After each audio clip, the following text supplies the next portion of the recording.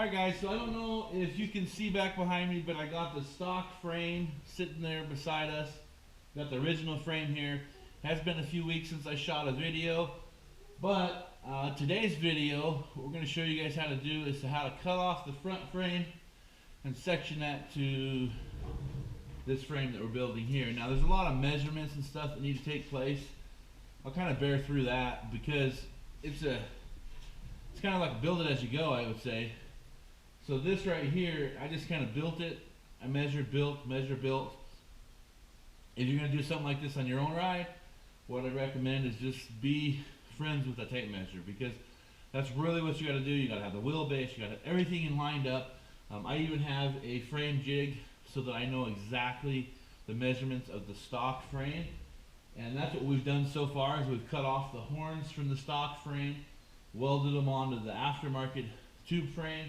But now what we're going to do is I'm going to take it a little bit closer and I'm going to cut off that front section, and then we're going to use the cherry picker to kind of bring it over and set it into place, get it kind of lined up where we need it to be, cut, trim, adjust, measure, and then we're going to get that welded in. So let's take you over there, we'll get a little bit closer.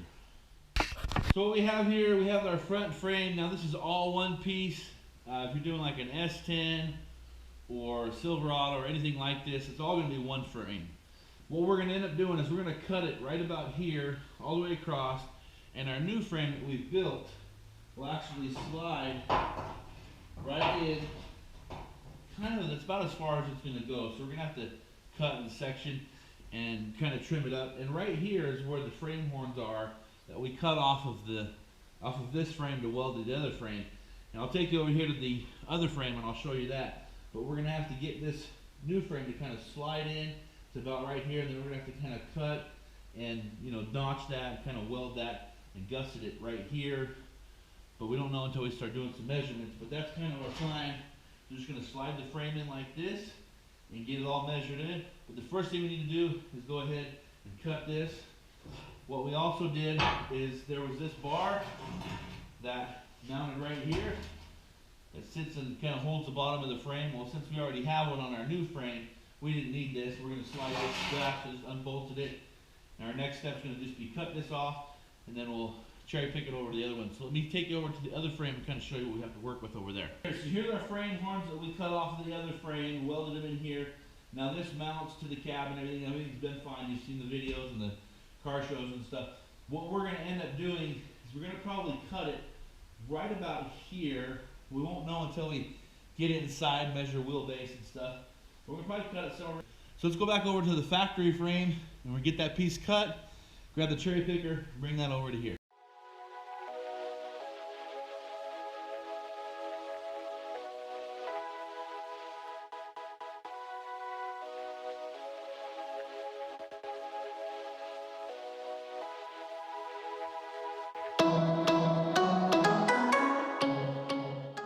So in that last clip, guys, you'll notice that I cut the bottom first on both sides, then I cut the top on both sides. Now I've got it supported right here with these wood blocks, and I've got the jack stand, or not the jack stand, but I've got the cherry picker basically set right here so that I can jack it up. Because when I come across this side, it's going to automatically want to tilt.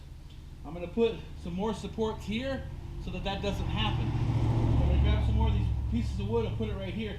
But you want to cut this side last on both sides, because you don't want to be underneath here trying to cut and have that thing tilt or shift, and then that throws that grinder right into your face. And I've had a few cuts on this job. I've sliced my finger, I burned through my finger on the grinder, I sliced my leg, still have scars right here from where the frame actually went right into my leg. So I probably should be wearing pants, but I'm a shorts guy. So anyway, just be safe when you're doing this. So I'm going to set you up here and put some more supports on this, and then we're going to cut that other section off right here on both sides.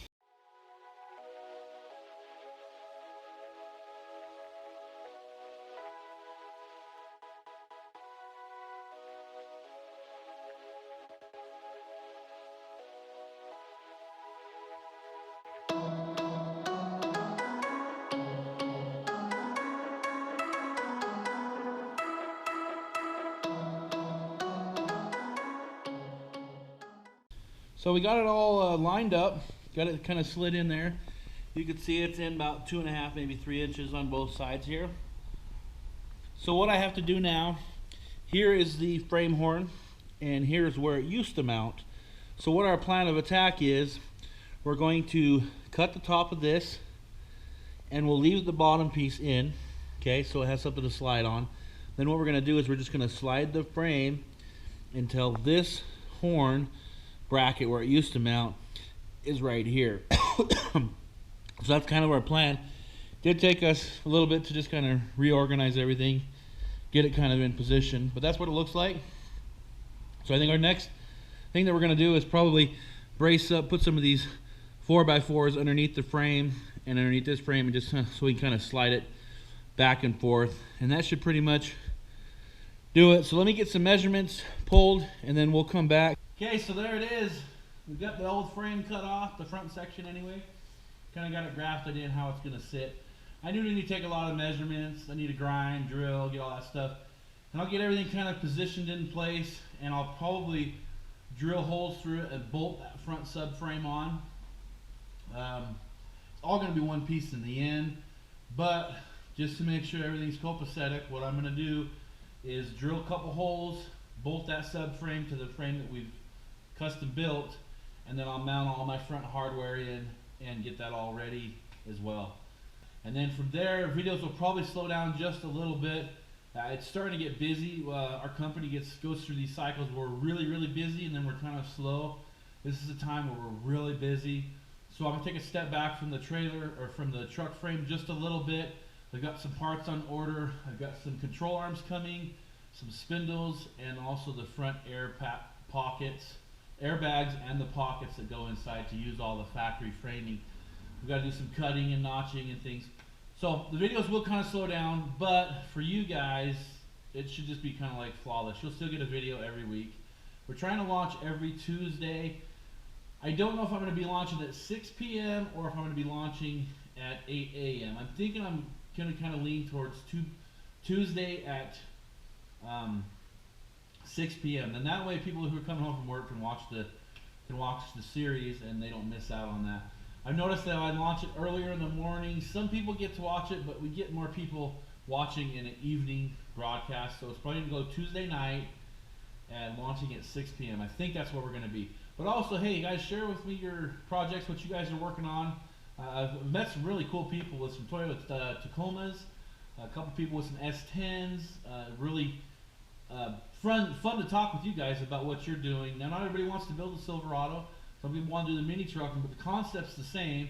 You're bagging and bodying. The only difference between maybe a full-size truck and maybe a mini truck is the full-size trucks, you can get a lot bigger wheels. You can get 24s, maybe even 26s. I've seen as big as 30s on a bag and a body drop, but there's a lot of fabrication to do something like that. But when you have a mini truck, you're kind of bordering between like a 19, a 20, maybe a 22.